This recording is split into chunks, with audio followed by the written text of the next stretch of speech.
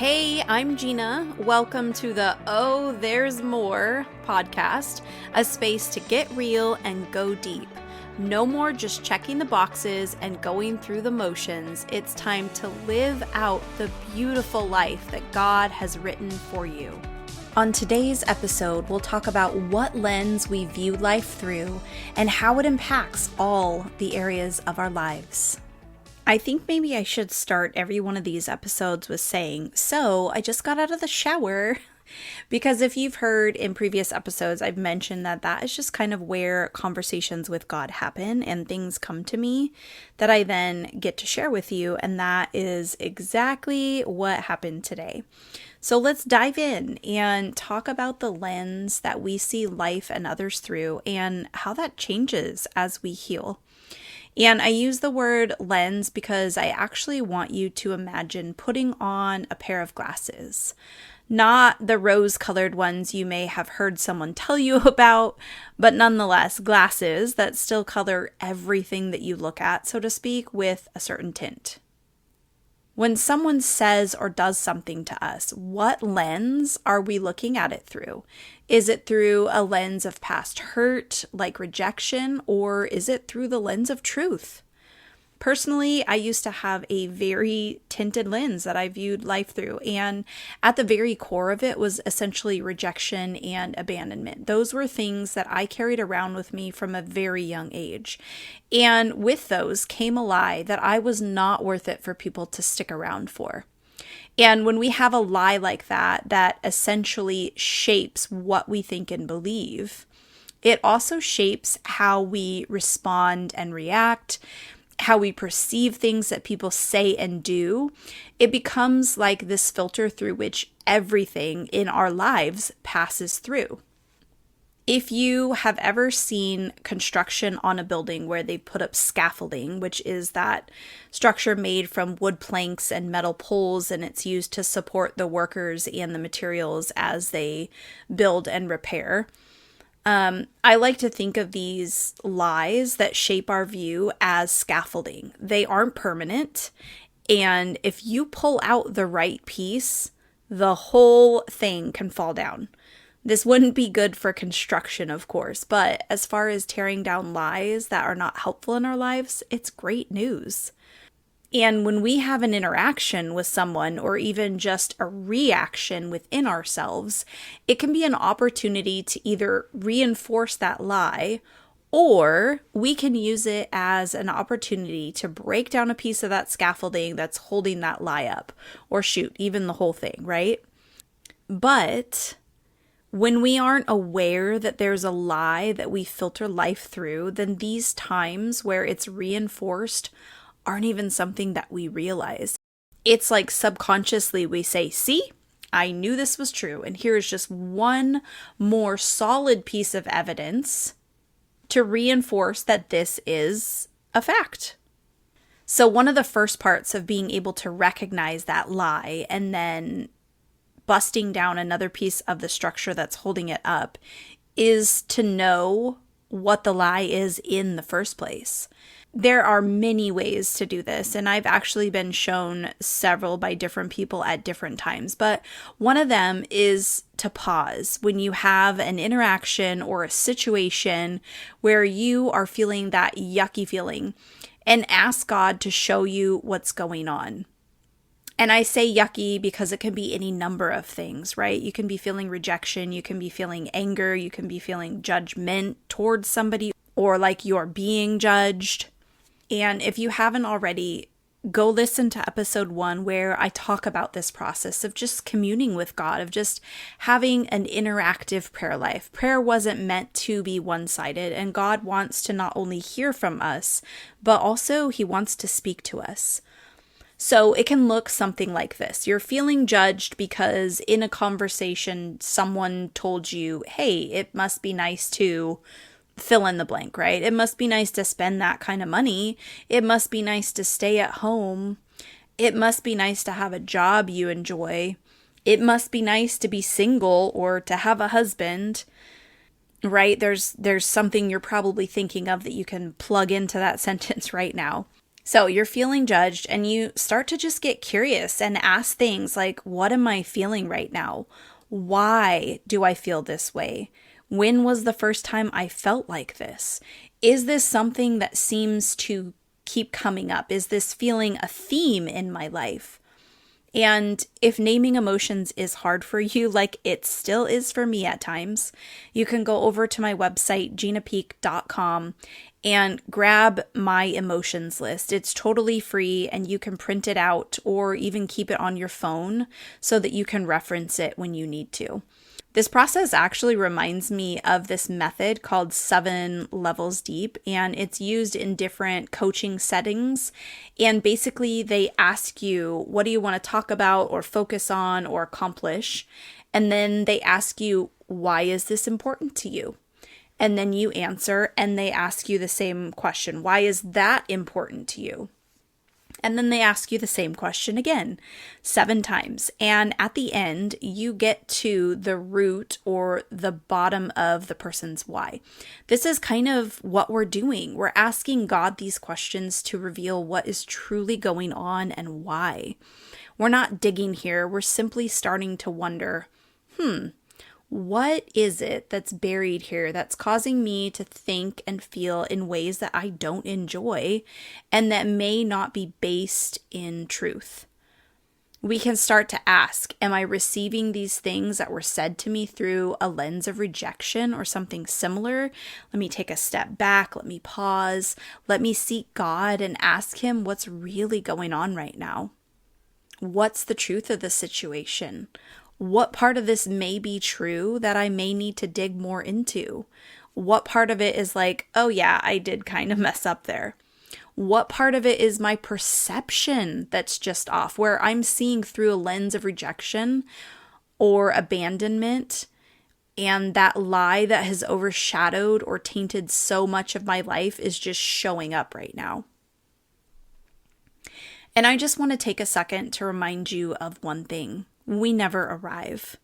I'm not coming to you from a place of saying like, hey, I'm fully healed. I'm perfect now. Look at me. Follow what I do. We never get to the point where we're perfect on this side of heaven. We just become more healthy, and there are areas in our life that can be healed. But I want to offer some encouragement by just giving you a peek into another part of this journey, that the way that we perceive life can drastically change. I think that's worth adding to a list of amazing things to look forward to as you heal. And you can tape that list up and have it on your bathroom mirror or somewhere that you can see often for the encouragement that you need to keep going. There are certain people and situations that I continue to encounter in my life. They haven't really changed much over the years, but what has changed is how I am able to view things now. I can see things like the fact that their response is coming from a place of their own hurt and pain, from a place of the lie that has tainted what they see, what they hear and believe. And I'm now able to respond in a really different way. Things that once felt really personal aren't anymore. I don't feel the need to be on the defense in the same way as I was before. I don't take up offense in a split second, or at least not most of the time, because the lens that I look through is one that holds truth. And we're going to come into situations or circumstances where that old thing comes up again, but we're given an opportunity to walk it out in a different way. We're given a chance to respond instead of react to the situation. We're able to take a step back, remove ourselves from it, and see it through a different lens. We're able to refuse to pick up offense and instead say, okay, hold on, let me evaluate what's really happening here. Offense causes us to look at others through a tainted lens. It causes negative feelings to rise up inside of us that are directed towards other people or even towards ourselves. And we're not able to look at things for what they really are. Offense is often this partner that just sneaks up right alongside this false lens that we're looking through. In life, we all have these marking moments. If you've experienced trauma, obviously those are going to be some of the marking moments for you. There can also just be things that happen, like a conversation, something someone spoke over you many years ago, even decades ago, that sticks with you. It could have been a positive thing that they spoke over you, and so you carry that as encouragement, or it could have been something that was spoken over you that was not encouraging, that was the opposite of what your character truly is, that told you that you would never amount to anything, or you were always a burden, or you aren't worth it, or things along those lines. And in this journey of healing, those marking moments that created a negative narrative in our lives are the ones that we are going after. Those are the ones that we should not only desire to find healing from, but we need it. When the lies are revealed and we can replace them with truth, we're able to see things rightly. We can respond well. We don't have to carry burdens that we were never meant to carry, or labels that simply don't fit who we are. So because I like examples and just being really practical, I'll share a scenario or two of how this could look. So let's say that my son comes into the house and says to me, "Do you talk to Sally anymore?" And let's say Sally was a good friend at one point, but her life got full and she just doesn't have free time like she used to. And suddenly I feel all of these things popping up. I start hearing all these things in my head like, see, people don't really want to be your friend. They always leave. It was probably something you did. She wasn't really a good friend. If she was, she would take the time to reach out. Look, even your kids notice your so-called friends don't stick around and they think you're a bad friend and someone others don't want to be around either. This flood of thoughts tries to take over, and they stem from the root of rejection or whatever that lie is that took hold many years earlier. See how all of these things just flood in when a simple question was asked with no hidden meaning? We can say things with the best of intentions and the purest of heart and still have it received wrong because of how someone else is filtering it through that lens that is false. Or as another example, and yes, examples, these are not true stories, they're just something I could think of to help you see how these unhealed places can affect our lives in different ways. So let's say I asked my ex-husband if he remembered to send something back with our boys and he forgot. So that question automatically triggers a defensive response. I then get the option to recognize the root cause for the reaction and not take it personally, to not take offense, not react back. And for those of you with an ex-spouse, or another person that you find has the ability to trigger you like nobody else, the very thought of letting them quote unquote get away with talking to you like that even triggers you. I get it. I'm smiling right now. I've been there. And listen, I didn't say that it's okay for people to react negatively or explosively or in a mean or rude way. I simply said that you have the option to decide what you're going to do. One great truth to know is that we can't control anyone else in any way. The only person that we can control is ourselves. So will you see through the lens of truth that says, hey, this person has some serious wounds themselves and they are responding to me out of that place. It has nothing to do with me. I was kind in my words and my tone. I wasn't reacting negatively. I did my part. And they are the one that's having a hard time seeing the situation for exactly what it is and are looking instead through that tainted lens. And I'm not responsible for their reaction or for their healing. But I do get to choose what I'm going to believe and how I'll respond, what I'm going to think and feel, if I'm going to pick up offense or see it for what it is and keep moving forward in my true identity. I'm sure I'll do another episode on identity in the future, so I won't go into that in depth right now. But in essence, it's who we were created to be before things came in and harmed us, before we believed these lies that tainted how we see and how we respond to the world around us. And as that tainted lens that we have been wearing for so long is revealed, we see how it's impacted so many areas of our lives. And we're given an opportunity to set our lives on a different course, to write a new chapter or even book in our lives.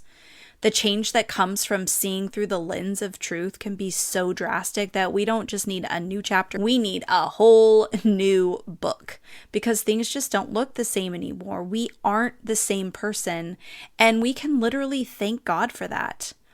Goodness, I wish I could fully express with words how good it feels to be on the other side of some healing, and how the way you get to live and experience life is just so much better when you're able to operate from a place of being more healthy. It's like you're living life in high definition, full color, true joy, no drama.